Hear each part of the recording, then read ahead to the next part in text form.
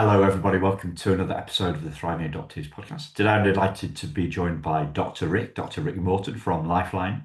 Looking forward so much to our conversation, Rick.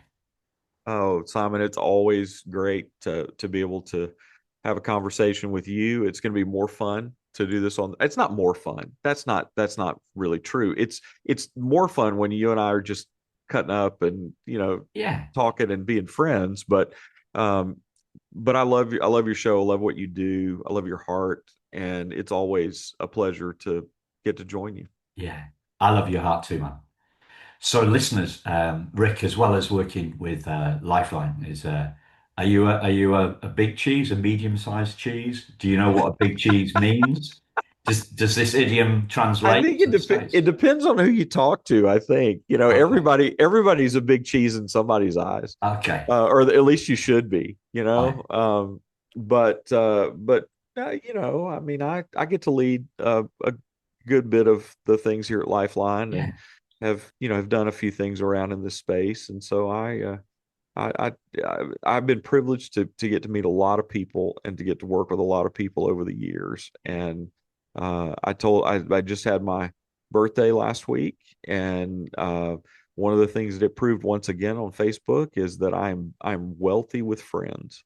And so if that all the people that reached out and said hello and that thought enough to say hi kind of proved to me once again that um, I've had a pretty good life to this yeah, point, and hopefully that means a little bit of influence in this space. yeah. Cool. And listeners also, he's an adoptive dad, right? So you're a dad. You've Yep, got three three kids, three three kids, kids, all from all from international. adoption, Yeah. all from international adoption. Also, our kids, two of them came home older. So one of them, our son, was 7 when he came Wow. home, and our daughter was 14.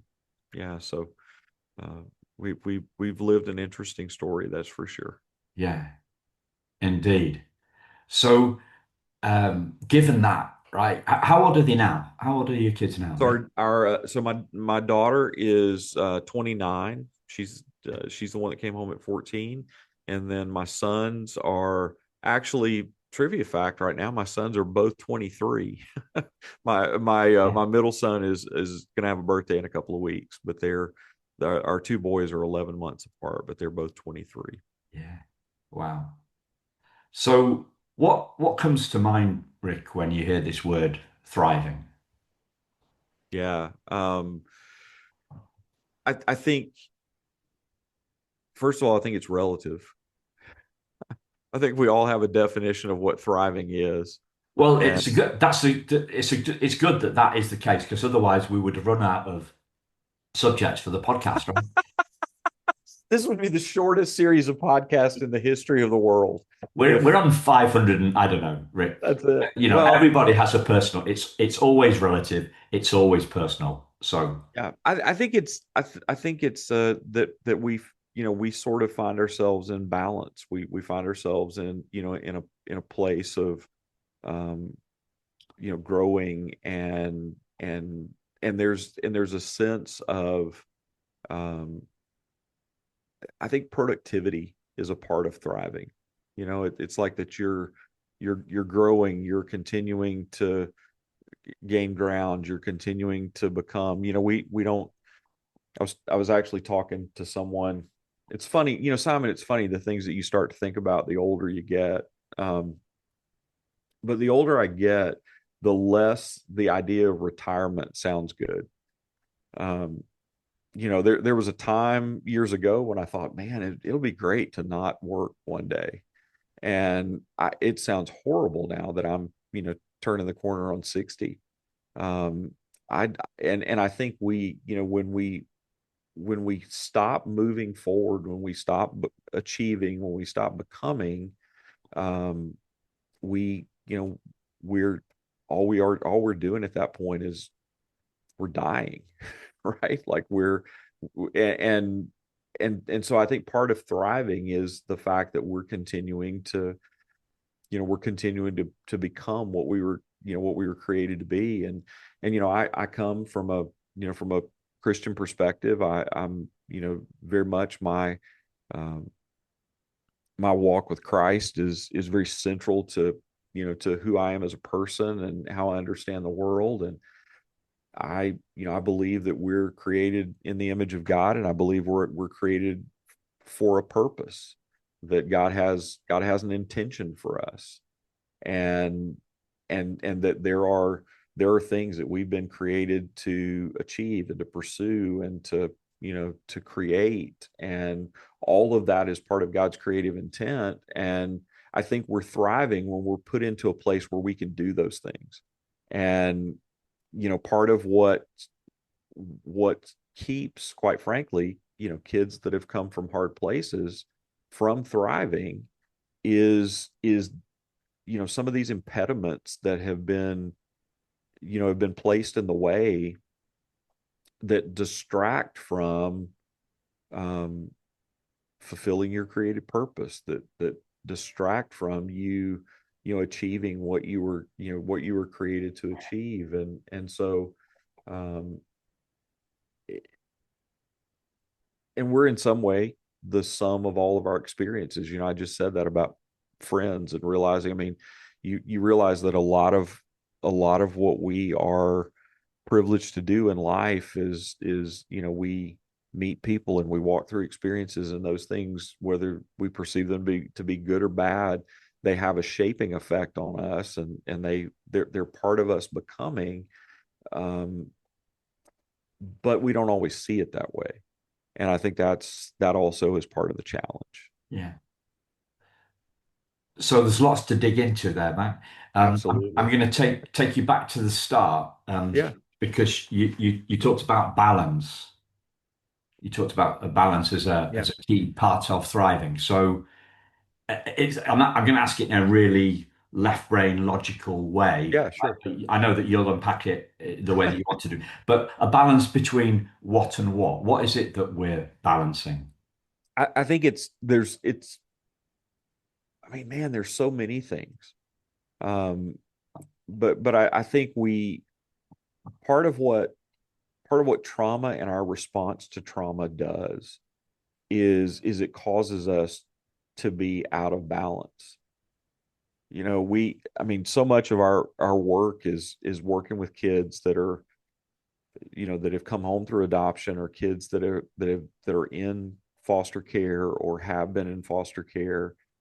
And and part of the balance that sometimes is really difficult in that is, we see kids that have had to be self-protective at a level that's unhealthy. They've been born into a world. um, you know I think God's plan, I think our design is built around the fact that we're to be born into a world where there's somebody looking for you. Like, there's somebody, that we're to be born into a world where we're wanted and where we're cherished and where we're protected and all those things. And for kids that have had an experience where that's not the world that they've been born into. They've been born into a world where, instead of someone else seeking their welfare and protecting them, they've had to become their own protector. That's not natural. That's not the way I think the world is supposed to be. And so what we see is an unnatural preoccupation um, with self-care, an unhealthy preoccupation with self-protection. And and and so, like, we all have protective instincts. We all, like, we come pre-wired with all of these responses that are things they're autonomic. They're not, you don't have to think to, I mean, if I threw a ball at your head, you don't have to think to dodge that. There's something instinctive about how our how we're wired, how our brains are made, that we just know to flinch and get out of the way.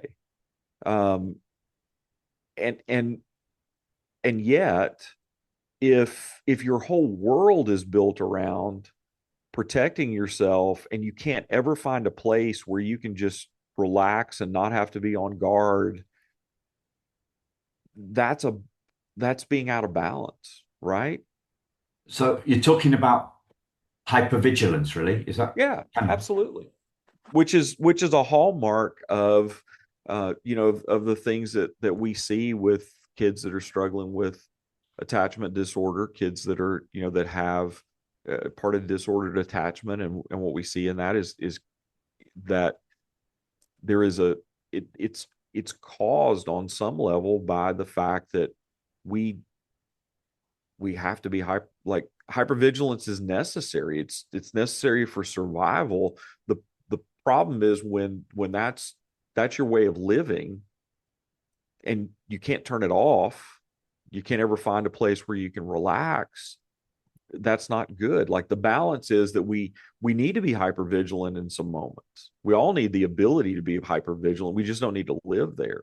And that's what I mean when I'm talking about balance, that in all of these things, that anything taken to excess is dangerous and unhealthy. But finding, you know, but finding balance in most everything is when you find that middle ground where that's where we find balance. And then when you find that middle ground, that's really putting you on the road to thriving. I Yeah, think.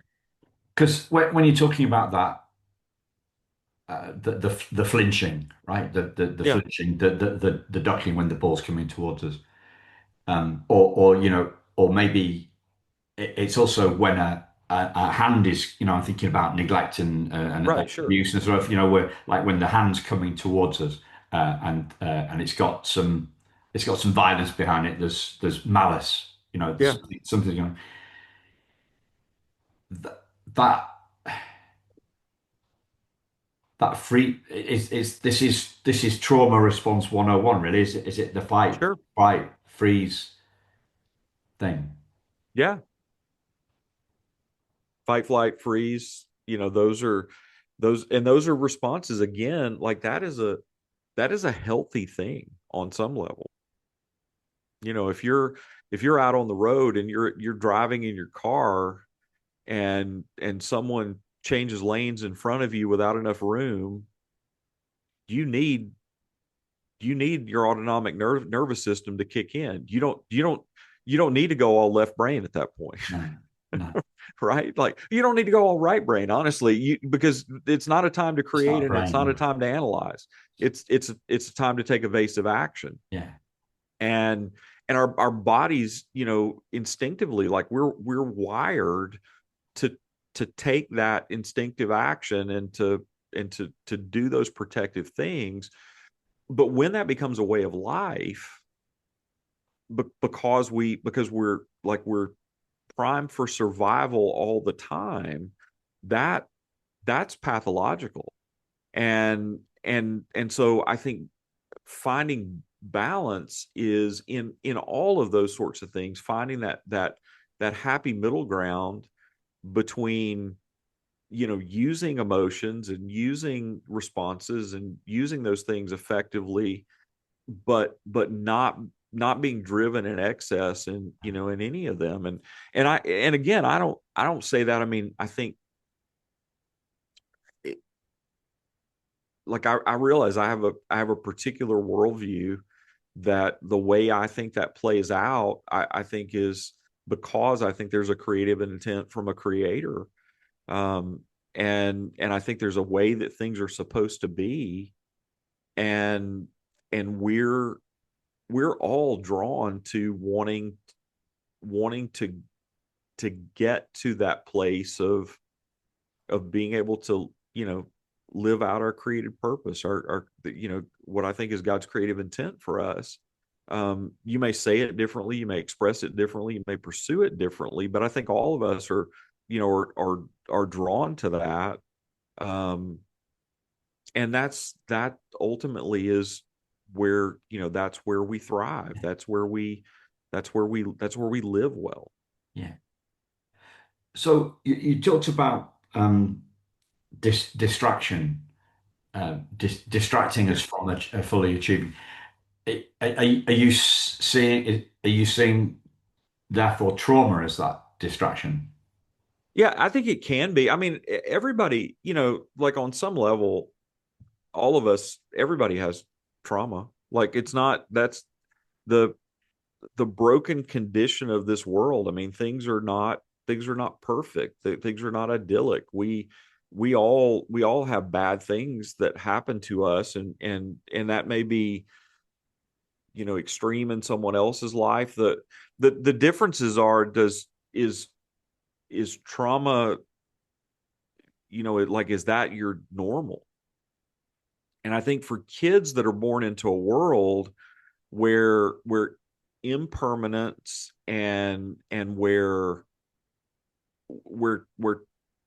trauma and the upset that causes trauma is the norm, that sets us on a course of, I mean, we have to respond. And so that sets us on a course of like learning and ultimately biologically wiring, neurobiologically, uh, an an adverse way of responding to the world that is in somewhat a challenge. Always, all of us have that on some level, but I think, but when it's been so magnified in one's life, that becomes it it becomes a sort of a lifelong pursuit to quiet on some level.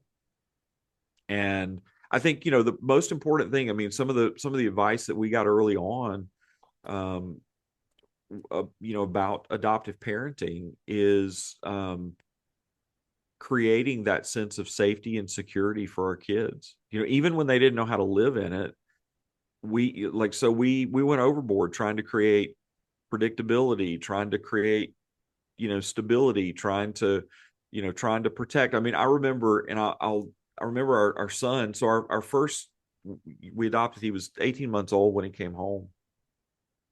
And this is a really silly illustration, but just for the first 18 months of his life, he was in an orphanage environment where everything was based on, efficiency. And the people did the best they could. I'm not throwing stones, but they had more, more children to take care of than they could do well. They did the best they could. But I remember when he came home, he was just barely walking at that point at 18 months old. So some pretty significant delays. And, when kids start to walk, they're not very good at it. Their muscle tone isn't good, and all the, neural wiring isn't complete, and so they fall down a lot. And so he would toddle along, and he would fall down, and he would just get back up and start going again.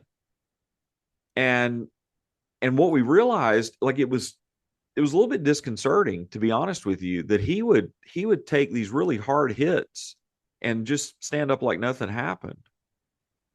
And so what we began to do is we began to treat him in the way he should behave, not the way he was behaving. And so he would fall down, and we would sweep him up and act like he, had just sustained a concussion. It was like we would rub on it, and we would kiss it, and we would hold him, and he didn't need to be comforted, because he had learned a world where when I fall down and I hurt myself, nobody's coming to help me. Nobody's coming to care for me. Nobody's coming to comfort me.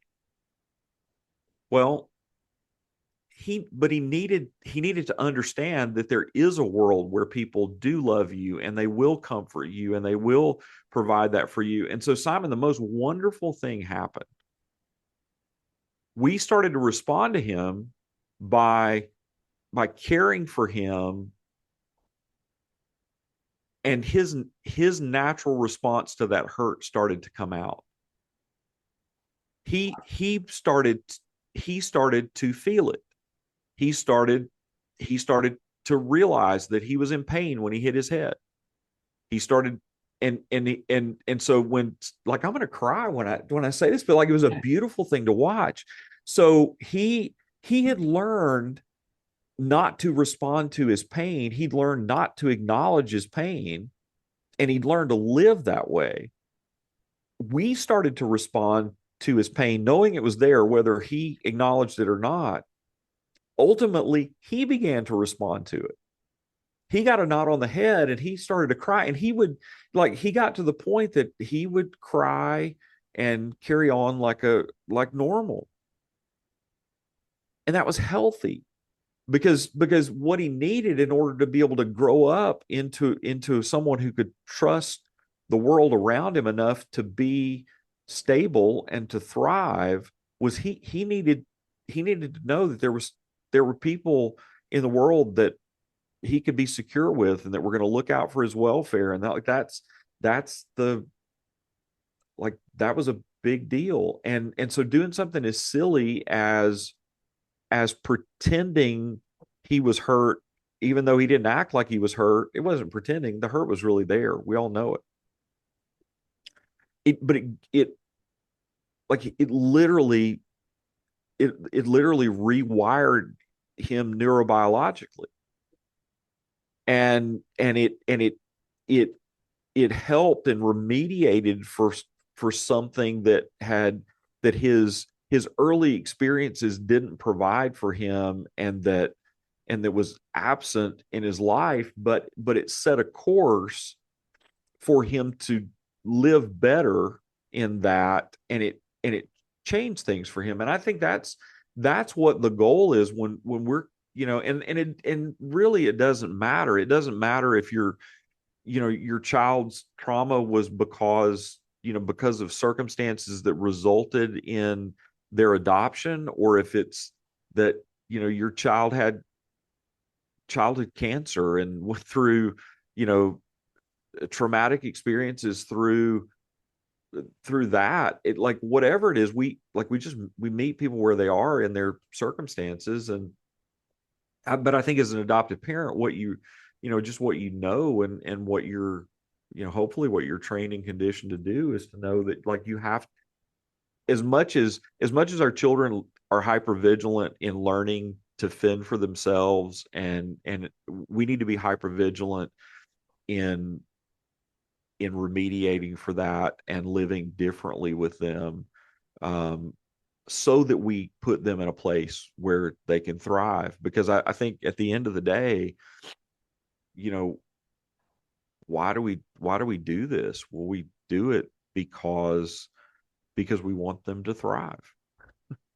We want everybody to thrive. And so that's why we do things like this. And it's um and the payoff is having kids that are adults that are living well, Yeah. and that are that and the fact is, and I've talked about this before. I know I'm just rambling, so I'm going to shut up and let you ask another question. But Simon, I think, like, at the end of the day, what being adopted is a point in time.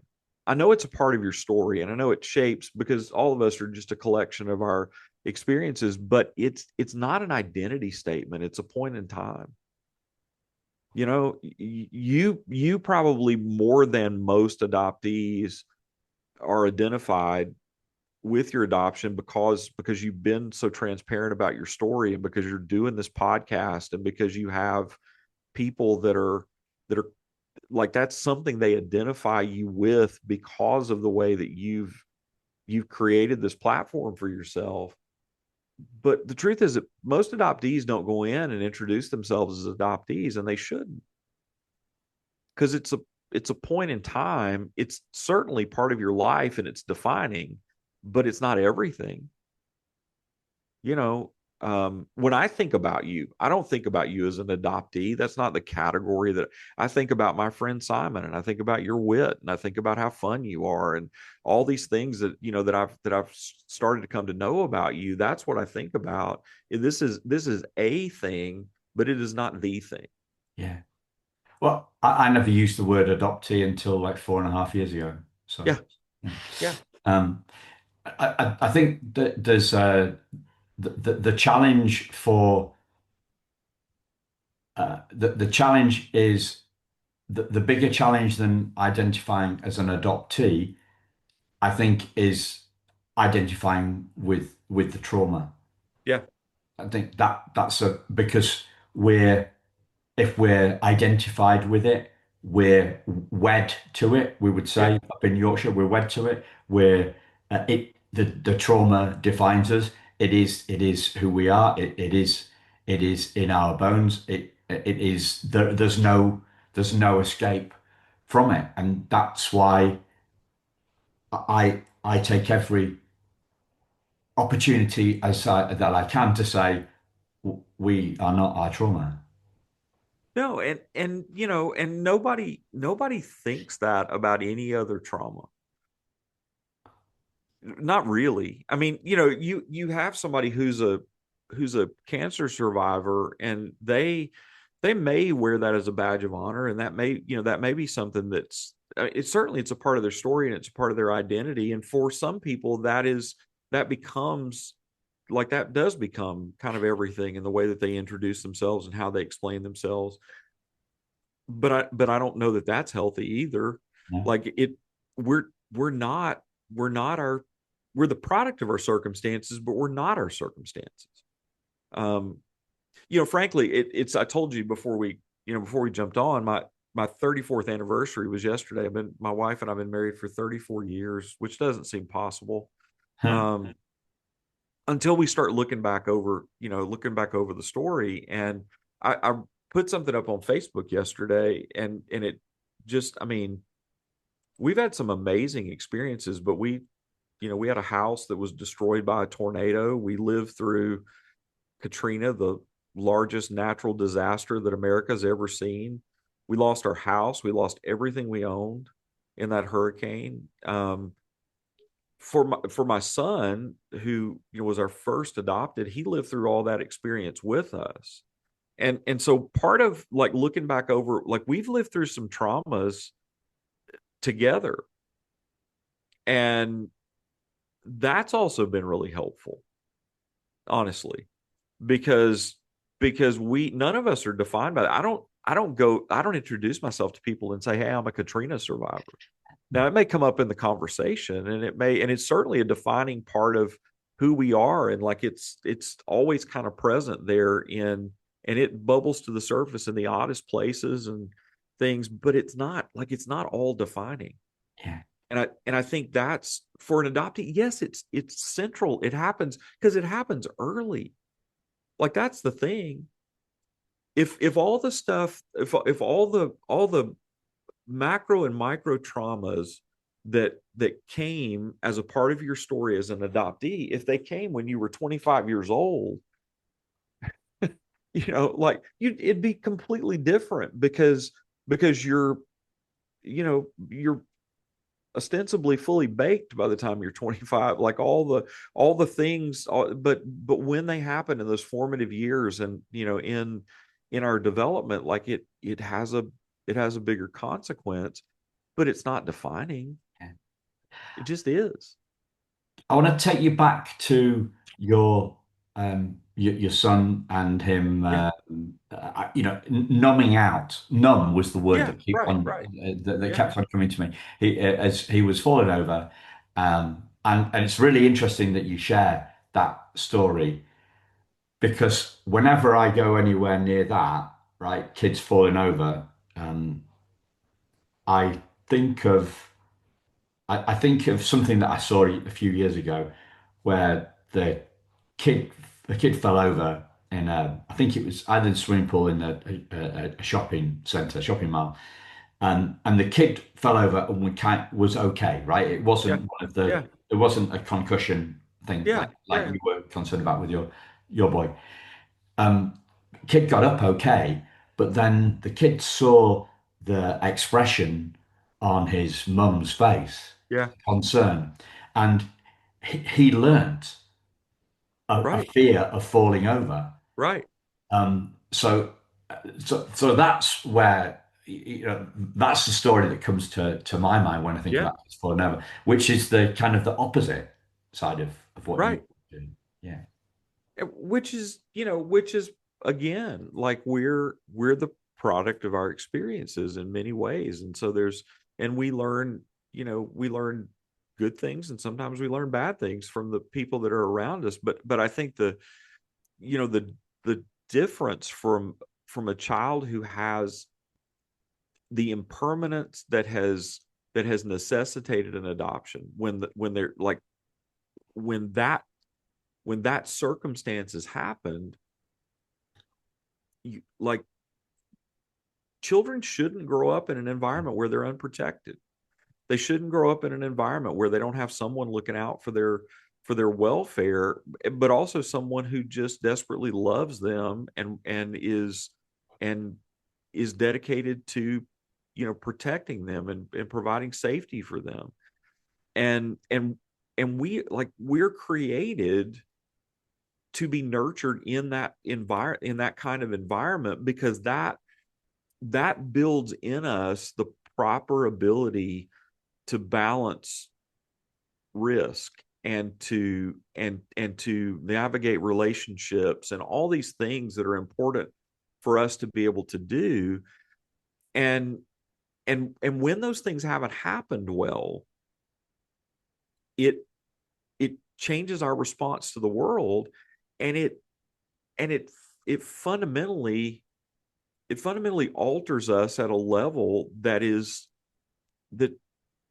quite frankly makes it hard for you to live well without some intervention and some help, right? Like, you have to relearn the world, and you have to kind of relearn how to respond to it. All of us are going to have circumstances that are going to make that challenging, but you're less likely to have the coping skills and the tools to deal with it the earlier those things have happened to you, and the less intentional intervention that there's been to help you to walk through it. You don't just naturally learn how to get over that. There are a resilient few that do, and that we don't know why. People just go through horrible adverse experiences as children, and they thrive, and we have no explanation for why. We also know on the other end of the bell curve that there are going to be people that no matter what we do to intervene, we can't seem to help, and they but the big wide middle is that there's a middle ground where we know if we invest well and intentionally, that we can provide help and healing, and ultimately that leads to thriving. I want to maybe just shift focus to Yeah. you personally, if I may, Rick, because one of the phrases that comes up, I've heard it a lot. It's a really for me, it's a really graspable idea, and I share it when I'm doing the trainings, when I'm doing the Yeah. trainings in this Thrive program, like I do, and other trainings, and we talk about it's not adoptive parenting not being about fixing our kids. Yeah. It's about growing adoptive parents' capacity not to take their kids' trauma personally, right? Yeah. So staying, not being triggered by not being triggered when they're triggered, um, being calm in the adversity, as calm as you can, right? In the face of that adversity. What have you what have you learned, and do you continue to learn about that stuff, that your grounding? Yeah. I mean, would you call it grounding? Have you got a better word? What? Yeah. I don't know what here's maybe the best way to say it. I'm trying to think. So, I've told you that my my life, my orientation to, sorry, my microphone is giving me trouble here, and it just gave me a warning that it went off. So your editor will have something to work through there. No, Simon, I think that I think that I had a friend. known to many people in the adoption community, in the Christian adoption community. A guy named Russell Moore wrote the book Adopted for Life. Gives a really good picture of, as Christians, why, why we do all this, and how adoption's rooted in our faith. Um, One of the things Russ said to me along the way, he was a great friend to me as Denise and I were on the journey to adopt the first time. And he said something to me along the way, and I was having a really bad moment and was being a little selfish in the process. And he just very lovingly said to me, "Look, one of the things you need to know about this is you're going to learn things about God through this process that you would have no other way of knowing." And what he was getting at, what he was saying was that we, ultimately we believe, because of what it is that the work that Jesus did, and the atonement that Jesus provided, that he's provided for our adoption into the family of God. That there's a sense that there's a bigger spiritual story about adoption than just what you and I live out here as part of our stories. That there's a bigger point to it all. And he was trying to help me to understand that. I think what Russ didn't tell me that day, and what I probably wasn't prepared for, and what I've learned, is the truth is, what I've learned is a lot of my experience in responding to my children, and in parenting through adoption, is how much I'm not like God. How broken I am, and how fallible I am, and how selfish I am, and how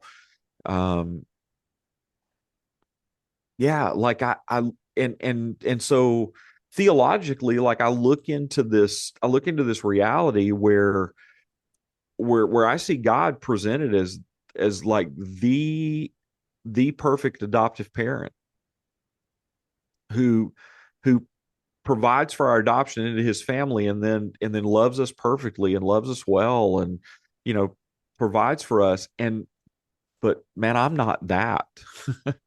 And I think what we find through this journey is that we're not fixing our kids. It's not our role to fix our kids.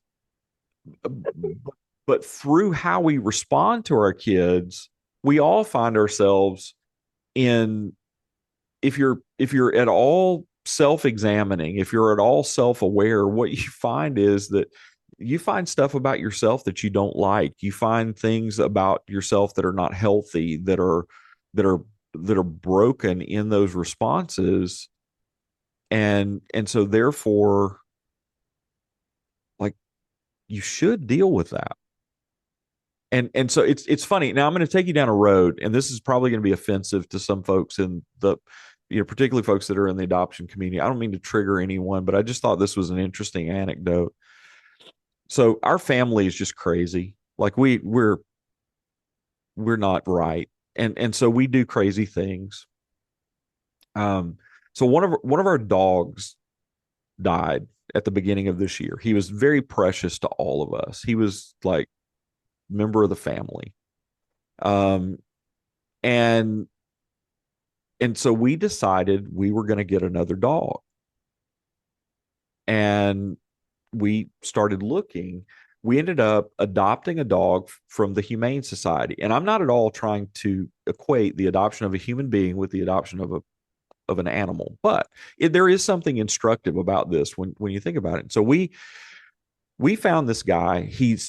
We found an 8-year-old Italian Mastif that had been abused and neglected and found on the streets and was almost dead. And he is the biggest mess. That he's the most neurotic, frightened. This dog, Simon, this dog is 150 pounds. Yeah, And he's scared. mastiffs aren't small. Yeah. No, he's scared of his own shadow. Now, he was 88 pounds when he came to us. He's eaten a lot of groceries since he came into our lives. But he and so we we ended up like, this is the crazy part. We ended up bringing him into our home. It's been really complicated. It's been really messy. It's been really difficult. Um, and so we ended up bringing a dog behaviorist into our lives. Like, we have a psychologist for our dog. And so we hired this guy to come in to help because it was a mess. And when you're dealing with a 150-pound dog, everybody that's Yeah. listening to this podcast can identify, if he doesn't want to do something, he doesn't, Yeah. because he's 150 pounds and nobody can make him do anything, right? And so we're meeting with this behaviorist for the first time, and I just started laughing in the middle of our conversation because he's there with our whole family with the dog, and I finally just looked at him and said, I've just figured out you're not here for the dog, you're here for us. He wasn't teaching the dog anything. He was teaching us. He was teaching us how to respond and what to do and how to, and man, like, there was this light bulb that went on for me. And again, I don't want to equate, No. the adoption of an animal with, it's not the same, but there was a light bulb that went on, that the difference in that and everything that we've walked through as a family, all that we walked through with our children, the difference is a soul. There's something about us and our children that's eternal, that's bigger, that's higher order, that's sees the world in a much different way than my dog does. But there are also some commonalities about how I respond to the adverse circumstances and the trauma and the things that have happened in my life that are really common to me and my dog, right? And what we're, kind of what we realize as adoptive parents is that when we bring this team of people sometimes around us to help us to negotiate building a family through adoption, I brought most of those people in, not that, what about fixing my kids? It was all about me. And it was about teaching me how to respond and about teaching me how to do things so that I was able to love them well and so that I was able to care for them well. And the things that were generally an impediment to me doing that were rooted in my own selfishness, and they were rooted in my own brokenness. They didn't have anything to do with my kids. And that's probably the thing that I've learned most out of all of this is, and so the way I would sum it up is that I've learned that I do believe God is the perfect adoptive parent, but I'm not. And I need help, and I need his help, and I need the help of people in order to hold up a mirror to me to help me to be able to see those ways that I don't respond well. And man, we're 20 years into this, and I'm still learning that lesson over and over again. Like, we're still figuring it out on some level, because none of us are perfect, and none of us have arrived. Yeah. Hopefully we're better at it today than we were 20 years ago. Yeah. But but The, we're not perfect. the mirror metaphor that you mentioned just then, that was the one that was kind of going through my head Yeah. again Yeah. and again. This, and you talked about self-awareness, clearly a big thing, and we talk about that a lot. And when I'm doing any sort of a training, I always refer to the back when we get anywhere near self-awareness. Like, I get to the I get to the point where I mentioned, well, reading a book about emotional intelligence, sitting on a beach in Greece, right? Right. Everybody else is reading Dan Brown. Simon Ben Frico boy is reading emotional intelligence. I'm Um, in that club too, man. I'm yeah, with you. I'm with you. and it starts with us. It The does. emotional intelligence book, it's got the emotional intelligence bit, it's got four quadrants, and the first two quadrants are about us. It's That's right. about us. We That's right. can't change anybody else. We need to change change ourselves. But we don't know where we're off until we're prompted by the stuff in from the people that we love, right? But Simon, as a parent, I don't care how you got to be a parent.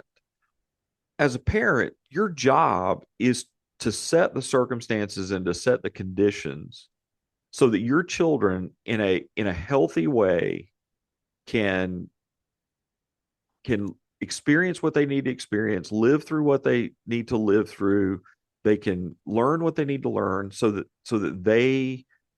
they're ready to be adult, and so that they're ready to take on this journey, for themselves.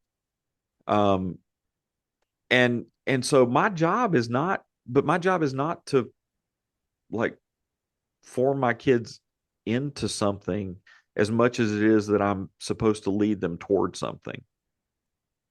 And it you just and as a parent, that is a very selfless, very, them focused kind of thing. And the key is learning what your kids need. And the biggest impediment to giving your kids what you need is you. It just is. It's, and I think we wrap it in all kinds of things. And, we believe that, we're doing the right thing when we're trying to, shape them and condition them in some ways, or discipline them in ways, or whatever. Um, but it's just not, but like, you wouldn't think a thing of changing your parenting for a child that has a physical disability, right?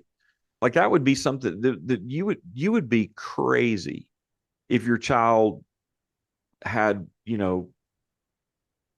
withered legs, and you set out to, like, you're going to make them run, right? Like, you have to live responsive to whoever your child is and whatever they need. And yet, what so many adoptive parents struggle with is they struggle with living responsive to what their kids need. And one of the things that I think, and I think there's a piece of this, um, just about every adoptive parent that I know will testify, at least at some point in their lives, to being scared to death, because they're scared about what they don't know. They're scared about what they weren't there for, what they weren't a part of. They're scared of the unknown, and they're scared of how their kids are going to turn out. And so in and so many times we hang on too tight. we we we do things that we think we're trying to be really helpful, and so, but like, we fear this moment that if our kids don't get over this, or if they don't fix this problem in their lives, then their adulthood is going to be horrible, and they're not going to be prepared for what's in the future. And so we have to double down, and we have to, and the truth is, many times we lose self-awareness in that. We lose the ability to see who we are, and how we look and sound to our kids, and what sort of environment we're providing for them. And we lose the thing we're trying for the most. We end up losing, which is providing that safe, supportive environment for them to be able to grow up in. And we have a society, and I'm going to go here, and this may be the thing you get cards and letters about. The other thing is like, in parenting, we've somehow bought into the lie in our culture that part of our job in parenting is to eliminate adversity in the lives of our kids. And you got a lot of adoptive parents that are doubling down really hard to try to do that, and they're trying to make up for and trying to live down the adversity that their kids' experiences have created for them. And we have created a generation of people. I'm going to start that again because my coffee pot was tooting over here, making a noise. Okay, so Simon, we've created a generation of people that do not know how to problem solve and don't know how to deal with adversity because they've never had to. And And this so, this is our culture, right? We're not just yeah, talking about adoptive parenting. no, We're no, talking this is about everybody. This this is is everybody. this is Yeah. helicopter parenting in general. And so parents swoop in and deal with problems with teachers, and parents swoop in and fix problems with the law and all kinds of things for kids that they ought to be on some level, given the opportunity to live through the natural consequences of their behavior more and more and more progressively, because we're launching them into a world where they're going to have to do that completely at some point. And so they get to do it in a laboratory with us when we get to control it some. But what we've done is instead of progressively parenting kids toward independence, so many people in our culture have just hidden them from challenge. And so they don't give them the ability to grow the tools to do it for themselves. I see that so much in excess in adoptive parents, and it's because adoptive parents are jousting against the unknown. They're like worried about these things that they don't know if they're there or not, or they're worried about, they're worried about the consequences of things that they see in their kids' behavior. And so there's this overwhelming pressure to fix it, and we end up unwittingly doing exactly the wrong thing because we're falling prey to that pressure. And so I do believe that part of being healthy in all this, I mean, I think, look, if you're going to be a parent in general, you ought to have a counselor. Everybody ought to have a therapist. And and not but the reason we ought to have a therapist is because, or if you don't have a therapist, you ought to have really good friends that won't lie to you. Indeed. you know because that's really all a therapist does anyway. I mean, a good therapist, they just hold a mirror up and show you yourself.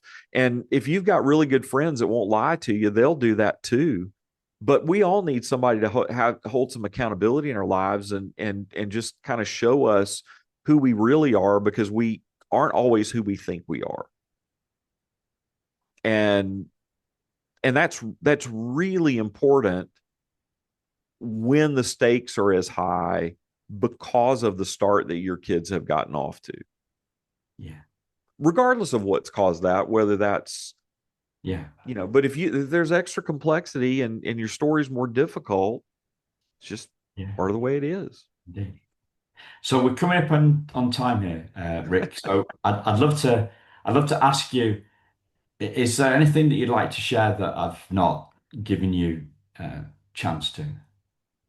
No, Simon, I think biggest thing I would say to, I would say to adoptive parents that emotional intelligence really is a big deal in all this. And the key to emotional intelligence at some level, I believe, is really self-awareness. It's being able to have an accurate picture of who you are. And Yeah, we all struggle with that. I do. Yeah. I think the thing that I would say to the adoptee friends that are here, and I want to be really measured when I say this, um, is there give grace to your parents, because I've seen so many adoptive parents along the way who've really screwed up trying to do the right thing. And they've made some really horrible mistakes, and they've done some things that are, and man, we could spend your season of the podcast talking about all the ways that people have found to screw this up. And there are people, then there are evil people that are out there that screwed up on purpose, and they mess somebody's life up intentionally, and that is reprehensible. And like, we should have no tolerance for that. But I think what I would say from the perspective of someone who at least has tried to do this right, um gosh, we did some things wrong, but we did them in the spirit of trying to do something right. And and I think that that's probably, having adult kids that we've all walked through this journey together, um that's been the big deal. Yeah. It's learning on both sides to give one another grace, and to and to not expect perfection. Um, and I'm so thankful that I'm so thankful that in spite of the ways that I failed, that that my kids still love me and they still give me the opportunity to love them.